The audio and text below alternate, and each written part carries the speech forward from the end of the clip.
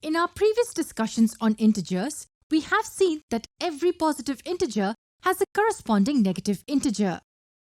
For example, the corresponding negative integer of 2 is negative 2. Likewise, every negative integer has a corresponding positive integer. Therefore, we can also say that the corresponding integer of negative 2 is 2. These corresponding integers are also called the opposites of each other. Here are some more examples of the opposite integers. What happens when we add these opposite integers? Let's take this example to understand. We know how to add the integers with different signs. To find their sum, we find the difference of their absolute values. Here are the absolute values of 3 and negative 3. And their difference is 0. Therefore, the sum of 3 and negative 3 is 0. Let us see this on the number line.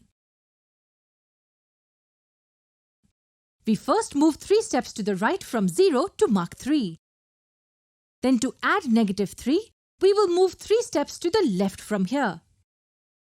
We get the answer as 0. That is, we come back to 0 on adding an integer with its opposite integer.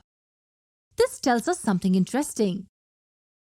It means that the sum of an integer and its opposite integer is always 0.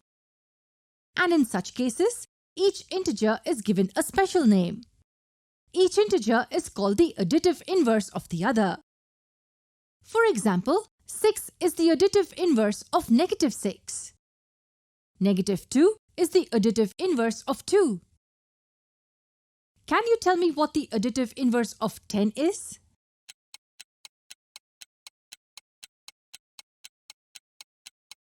Yes, the answer is negative 10.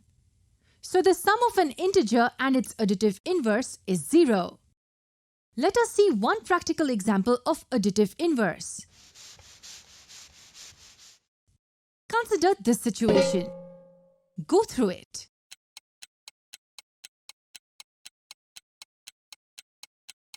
Let's express this situation in the form of integers. The opening balance with the trader was 0. He then receives an amount of 2,000 rupees. On receiving the amount from his customer, the trader added 2,000 rupees to his cash balance. On making the payment of the same amount that he had received, he subtracted 2,000 rupees. His cash balance then got reduced to 0. While finding the net total of cash balance at the end of the day, he added 2,000 and negative 2,000. We know that negative 2,000 and 2,000 are additive inverses of each other. And therefore, we can easily understand why the cash balance is 0 at the end of the day. Likewise, you can consider any integer and write its additive inverse.